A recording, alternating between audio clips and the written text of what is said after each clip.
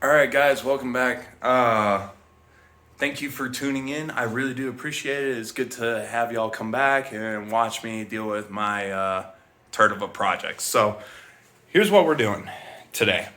We are getting ready for a power adder. And the power adder that we're going to be doing, I'm going to get into it a little bit later, but I'm going to be explaining what I'm doing for the power adder, because a lot of people, they throw all these power adders on there. It's turbos, nitrous, superchargers, pro chargers, all this stuff, which is really cool stuff. The downside is some people, they just expect you to bolt it on and they go, which is absolutely a falsehood. You have to get the engine ready for it. You got to be able to get it ready to handle what you're trying to do. And the biggest thing is piston ring gap. Ring gap is very important because when you throw that power adder, your combustion chamber, all that air fuel mix is going to get a lot hotter because you're shoving a lot more air and a lot more fuel in there, so that it gets all tight, hot, and boom! When the ignition system kicks in, it cooks everything off. And with that higher amount of pressure, a higher amount of heat, that heat bleeds into other parts. That's why you got your engine cooling system, right? So what you do is you adjust your ring gap. Right here, I got my piston number 4. Yeah, it's a little dirty. I'm going to give it a good clean up for it. But you see that opening? Once you put it in the bore, it gets a lot tighter and a lot narrower. So when you do that, these rings will get hot and they're going to seal better and better and better. They don't stay the same, especially you're about less than 1/4 of an inch away from where all the fire is happening. So this is going to get super hot, and that gap is going to close up. So the way that you would check is you take the piston ring, right? So you close it up, put it back down in the hole without the piston. And I set it like really close to the edge here, which, I mean, it's tapered up here, so it's fine. I'll take my piston and push it in just a little bit, right to about where the oil rings are.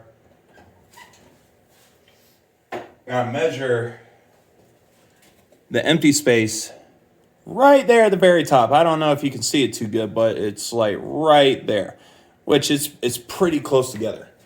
So for the measurements I'm doing, I'm wanting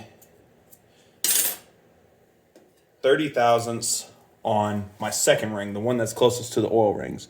So I got my 30 thousandths set up here, and I cannot get it in there at all.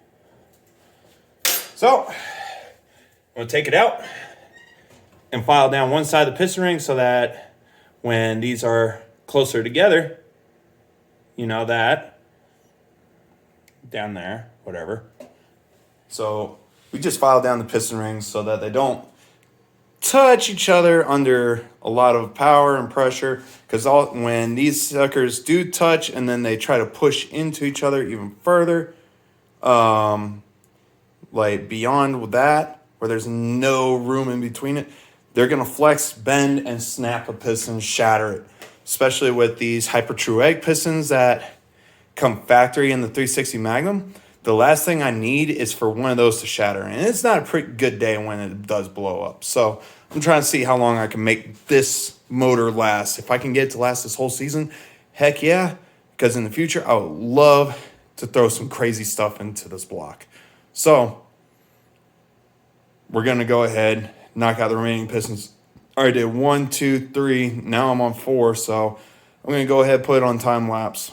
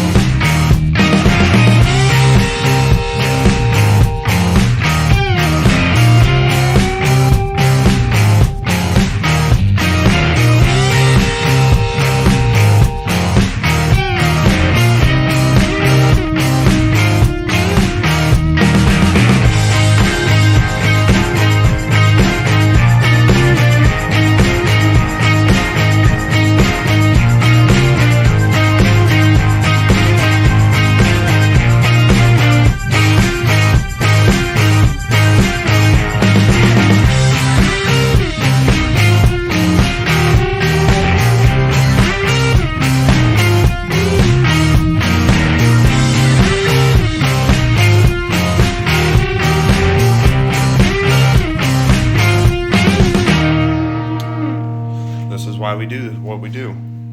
So I went ahead, pulled out piston number 6, right? And everything had been going smooth all the way up until this point, with only 2 more pistons left to go after 6. And pulled 6 out, and the secondary ring literally fell out in 2 pieces. So ordered a new one. I'm gonna go ahead, keep moving forward, and leave number 6 out. So that's quite agitating. So yeah. All right, guys. So when I was working on the video about a week ago, I got frustrated. So I went ahead, I just took a couple steps back for a couple days. Got right back to it. So the number 6 piston, got the new ring set in, and went ahead, installed it. So we are good on that. Everything's torqued down. I just got the harmonic balancer just sitting there so I can turn the motor over by hand, make sure it's in the right spot. So from here, right, you're gonna get the oil pan put on underneath. I got the gasket on. It's been RTV'd on the bottom side between the gasket and the oil pan. I'm letting that cure up a little bit, and then I'm gonna put RTV on top, slap it up in there, and get going with this. So we're gonna put the motor back together today. So be sure to like, share, comment, subscribe. Tell me what y'all are thinking about this build so far. Hopefully I'll be able to run I'd say like a decent, 13 second quarter mile with this cam and the cylinder head work that's been done. I'm really hoping for some really good times on the track soon. So I'll catch you on the flip side. I'll see you later.